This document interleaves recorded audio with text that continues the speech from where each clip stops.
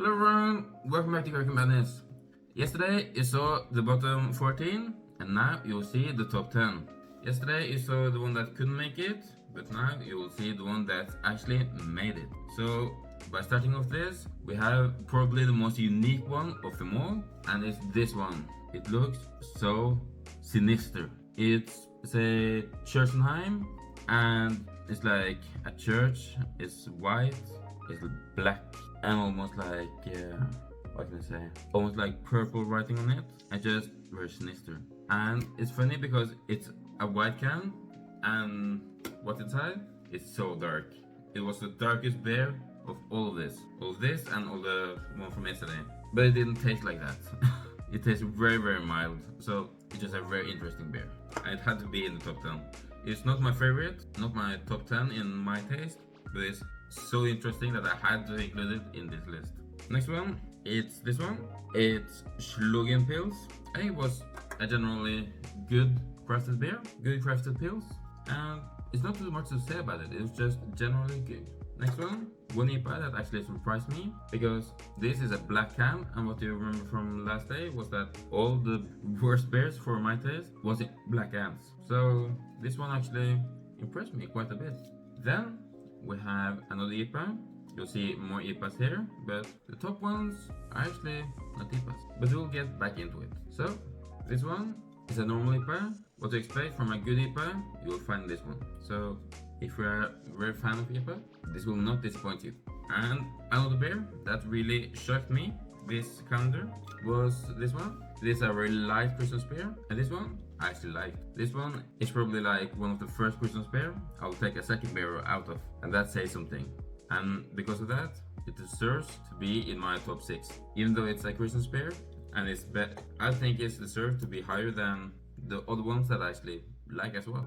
And for the last 5, these 4, they could be mixed. The level from this one to this one, for my taste, is not that big. It's bigger from this one to this one. So all of this is very good for me. This one says Schifferel, and what can we say about it? It's a normal beer, but it's with a lot of hops. So it's almost like a IPA, but it's really not. It's not that bitter.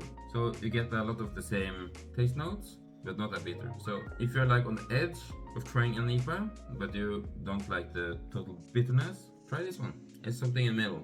And because of that, I think it's very good. Then we have this one. It's a pale ale, and this one is probably like on the bottom of these ones, but at the same time, it was just too funny. I mean, the design of this one was off the chart. They're just crazy. Look at them.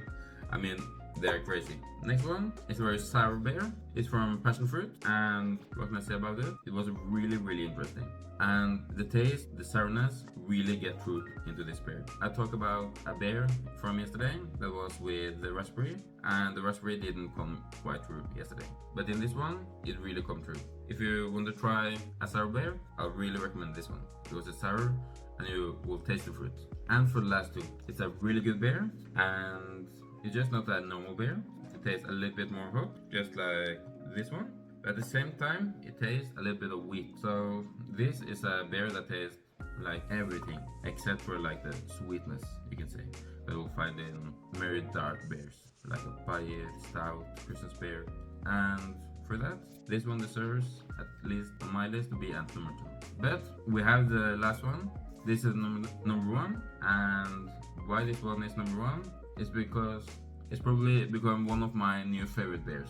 And I love the design, as you can see here. It's very like 80s, and it's also a pale ale. It tastes a lot of hops, and it also contains wheat.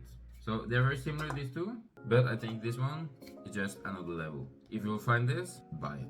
It's an excellent beer, and what can I say? Out of all of these beers, this one will be one that I will continue buying. And I think that's the most interesting part of this calendar, because you will find beers that you will want to buy again, and you will find beers that you don't want to buy again, but at the same time, you wouldn't have tried them if it wasn't for a calendar like this. I wouldn't have tried them. So it has been a very interesting ride, and I hope you all enjoy my review of this calendar from my worst to best, and some interesting entries and really good entries. And thank you so much for watching, and I'll see you guys another video tomorrow.